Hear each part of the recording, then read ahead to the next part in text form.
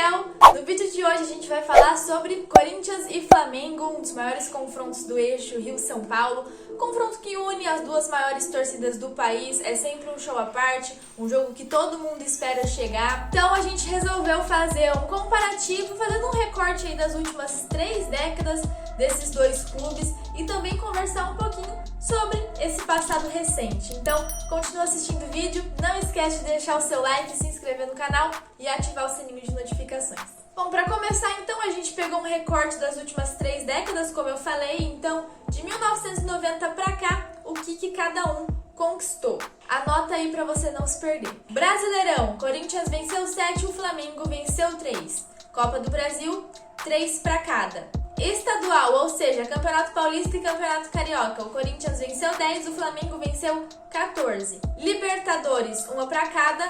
Mundial, 2 pro Corinthians, nenhum pro Flamengo. Recopa, cada um fica com uma.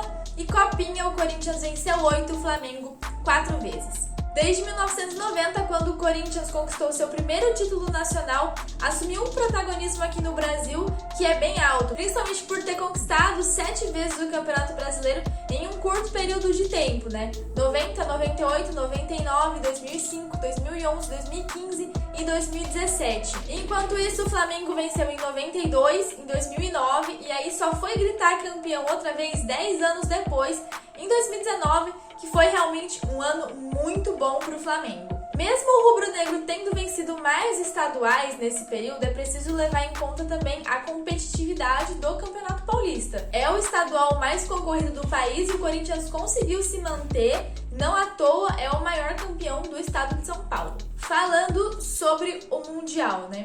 O Flamengo conquistou o seu em 1981, foi chegar novamente a uma final 38 anos depois, em 2019, que como eu falei, foi um ano muito bom deles, mas mesmo assim não conseguiu vencer o Liverpool. E o Corinthians segue sendo o último sul-americano a ser campeão do mundo. É uma conquista que tem que ser muito valorizada sim, porque só depois de ver, por exemplo, o Flamengo em 2019, que era um time considerado imbatível por muitos, né? Foi comparado ao Santos de 2011, ao Corinthians de 2015, não conseguiu esse feito. E o Corinthians fez em 2012. Então não é uma tarefa fácil e é uma conquista que realmente deve ser muito exaltada. A base do Corinthians segue sendo a maior campeã da Copinha, mesmo com tantos problemas mais recentemente.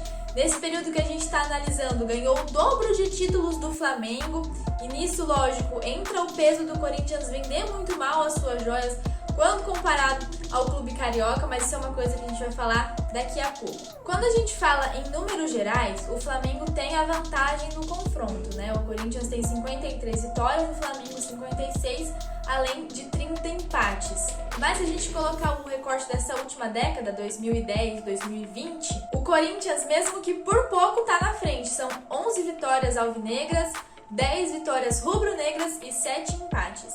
O problema é quando a gente deixa esse recorte um pouco menor. Por exemplo, de 2018 para cá, o Flamengo tem sido superior ao Corinthians. Isso passa muito pelo momento financeiro do Timão, que não conseguiu se reorganizar, passa por várias crises financeiras e por isso os últimos resultados mostram uma certa freguesia do Corinthians perante ao Flamengo. Mesmo que a gente saiba que nem sempre foi assim.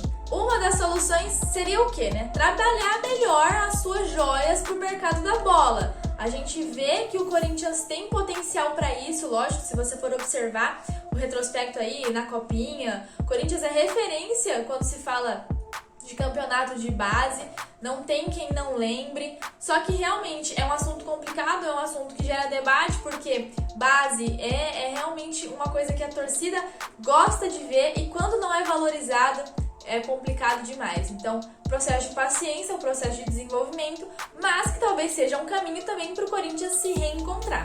Se a gente parar para observar, de 2010 a 2017, o Flamengo tem uma dificuldade absurda para vencer o Corinthians. Olhando nesse recorte, são 10 vitórias para o nosso lado, 5 empates e só 4 vitórias rubro-negras, com 32 gols marcados e 17 gols sofridos. Então, é aquilo que eu havia falado, né? Nesse momento, a gente tá vendo o Flamengo ser superior ao Corinthians, mas nem sempre foi assim. Vide esse período que eu falei pra vocês. Só que aí, pegando de 2018 pra cá, é onde mora o problema, porque o Flamengo realmente tem superado o Corinthians, ainda que a gente tenha eliminado eles na Copa do Brasil. Para efeito de comparação com o dado anterior, no recorte 2018 a 2020, o Corinthians venceu o Flamengo uma vez só, perdeu 6 vezes, empatou 2 com 5 gols marcados e 17 gols sofridos. Então, é um número que espanta? É um número que espanta, mas é aí onde a gente entra, onde a gente tem que bater na tecla da má administração. No primeiro turno, a gente viu o Flamengo ganhar do Corinthians de 5-1 em plena Neoquímica Arena, um placar que assusta bastante. A gente sabe que dentro de campo o Corinthians teve algumas chances também, mas não é querendo passar pano, é que a gente tem que ver a realidade mesmo. Esse placar não reflete apenas algo que foi visto dentro das 4 linhas, reflete também uma má administração, reflete gestão, reflete caos financeiro.